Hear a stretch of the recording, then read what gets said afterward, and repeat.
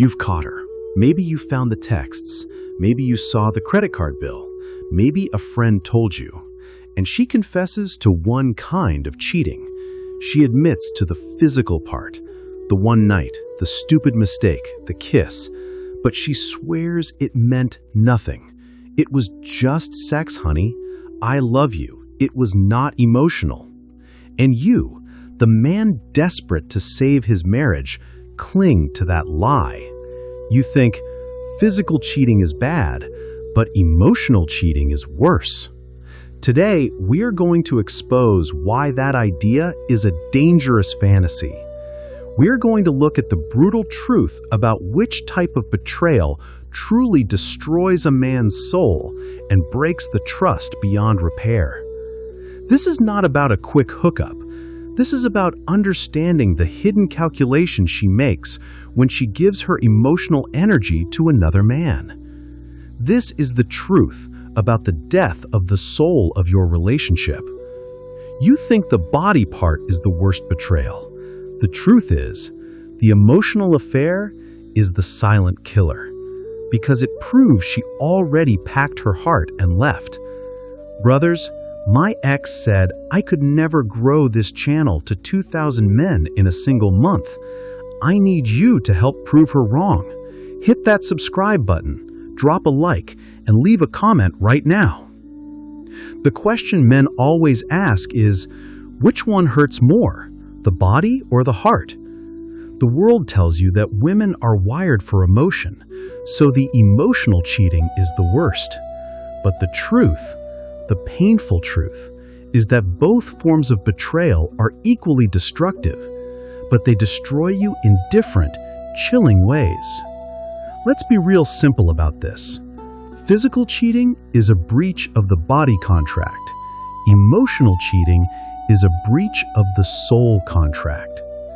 You need to understand that when a woman cheats, she is looking for something that you are not providing. But the difference between what she is looking for in a physical cheat and an emotional cheat tells you everything about the depth of her disrespect for you. Let's look at the first story. We'll call him Ben. Ben was blindsided. His wife Maria confessed to a one-night stand with a colleague at a drunken work trip. She cried. She said it was a stupid mistake. She said, "It was just physical. It meant nothing. I love you." Ben was the loser in this story because he focused only on the body. He thought, I can forgive sex. I can't forgive love. He made her promise never to do it again, and they went to therapy. But he kept seeing the body contract broken. He kept thinking about the physical act. And that feeling of contamination, that betrayal of the body, slowly poisoned his mind and his self-respect. What was Maria thinking? She was thinking, this was an itch I scratched. I wanted the immediate physical validation, but I still need Ben for my future. For a woman, a pure physical cheat is often an act of pure selfishness and lack of self-control. It's low effort, low risk, and she can genuinely detach from it. It's a sign that she respects your relationship enough to not give away her heart, but respects you so little that she gives away her body. It destroys your sense of physical security and poisons your image of her body.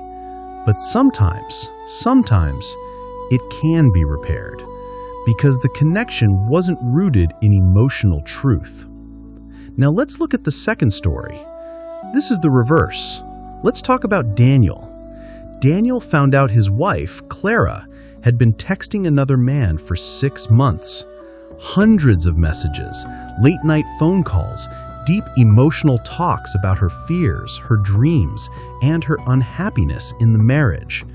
They never met. They never touched.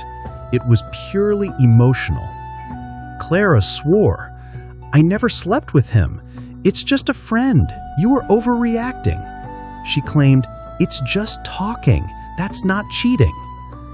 Daniel was the loser in this story because he focused on the lack of physical contact. He kept repeating, "At least it wasn't sex." But every time he looked at her, he knew she had given the best, most intimate parts of her soul to another man. She had shared her secrets, her vulnerabilities, her true feelings about him with a stranger.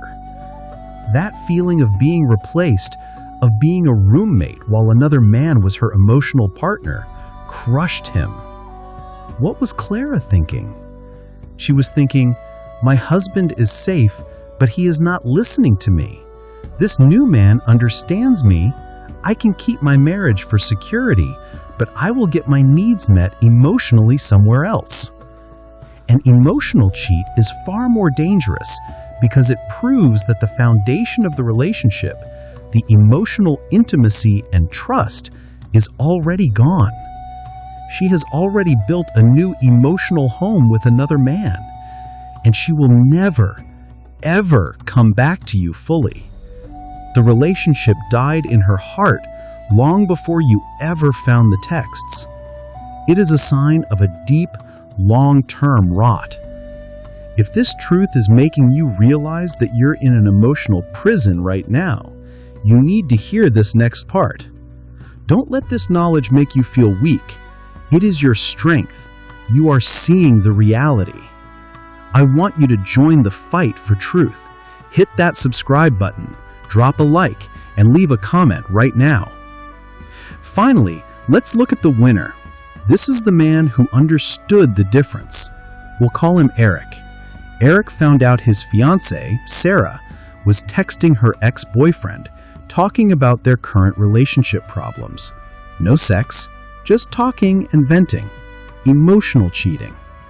Eric didn't cry, he didn't beg. He sat her down, calm as a lake, and said, "The body is just flesh. I can forgive the flesh. But the heart is the contract. When you take your deepest problems and secrets and give them to another man, you are telling me that I am no longer your spiritual partner. The relationship is dead." Eric walked away. He ended the engagement. He won because he understood that emotional cheating is not a warning sign. It is the finished product. It proves that she respects the other man's opinion more than yours. It proves that she sees you as the problem, not the solution. What was Sarah thinking? She was thinking, wait, I lost him over just talking? I thought he would forgive this. Eric proved that his self-respect was stronger than her emotional games. He put his foot down on the soul contract. The brutal truth is that emotional cheating destroys you more than physical cheating. The physical part is an act of the body. The emotional part is the act of the will. It takes planning, effort, time, and a conscious decision to replace you in her heart. A man can often rebuild his trust after a single meaningless physical betrayal, though it is hard. But a man can never fully rebuild a relationship after she has shared the soul of the marriage with another man. Because once her emotional foundation shifts, the whole house is ready to collapse. You become irrelevant. You become the distraction. You become the insurance policy. You must stop asking, "Did you sleep with him?" and start asking, "Did you talk to him about me? Did you share your dreams with him? Did you tell him what you felt was missing from our life?" The answers to those questions are the real betrayal.